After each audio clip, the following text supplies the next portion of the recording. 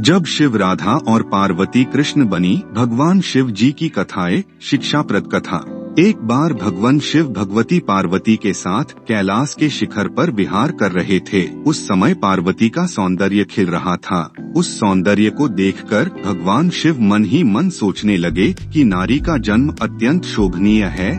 फिर उन्होंने प्रेम से विभोर होकर पार्वती का मुखमंडल स्पर्श करते हुए कहा, प्रिय, तुम्हारी कृपा से मेरी सारी मनोकामनाएं पूर्ण हो चुकी हैं, कुछ भी शेष नहीं रहा।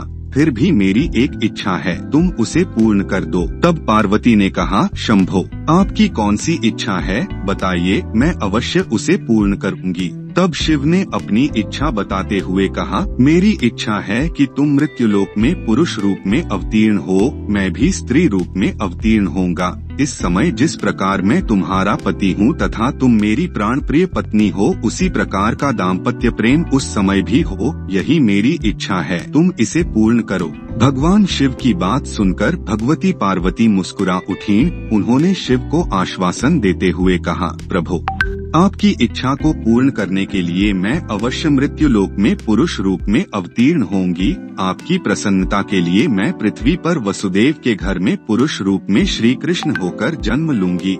लेकिन महादेव, आपको भी मेरी प्रसन्नता का ध्यान रखना होगा। भगवान शिव उत्साह पूर्वक बोले, देवी, मैं तुम्हारी प्रसन्नता के लिए क्या करूं? आपकी भी स्त्री रूप में अवतीर्ण होना होगा। पार्वती ने भी अपनी इच्छा बताई। भगवान शिव अत्यंत प्रसन्न होकर बोले, शिवे, तुम्हारे पुरुष रूप से श्री कृष्ण के रूप में अवतीर्ण होने पर मैं स्वयं तुम्हारी प्राण सदृश वृषभानु की पुत्री राधा के रूप में प्रकट होकर तुम्हारे साथ विहार करूंगा।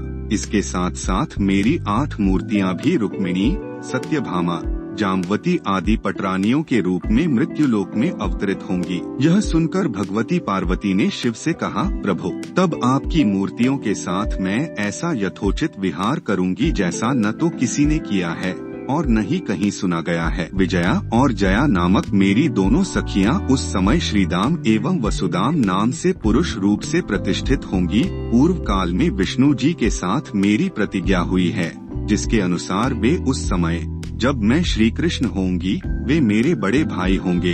वे महान बलशाली तथा आयुध धारण करने वाले बलराम के नाम से प्रसिद्ध होंगे। इस प्रकार मैं पृथ्वी पर अवतरित होंगी और देवताओं के कार्य संपन्न करूंगी तथा अंत में महान कीर्ति स्थापित करके पृथ्वी से वापस चली आऊंगी। पूर्व काल में भगवती और विष्णु जी ने युद्ध में जिन राक्षसों का संहार किया था, वे द्वापर के अंत में बहुत से राजाओं के रूप में उत्पन्न हो गए। उनके भार को न सह सकने के कारण पृथ्वी गौरूप धारण कर समस्त देवताओं के साथ ब्रह्मा जी के पास गई। पृथ्वी को साथ लेकर ब्रह्मा जी कैलाश पहुँचे। वहाँ उन्होंने भगवती के राक्षसों का संहार करने का निवेदन किया। तब भगवती ने कहा, ब्राह्मण, मैं स्त्री स्वरूप में उन राजाओं का वध नहीं कर सकती, क्योंकि उन्होंने भक्तिपूर्वक मेरे स्त्री का स्वरूप का ही आश्रय ग्रहण किया है।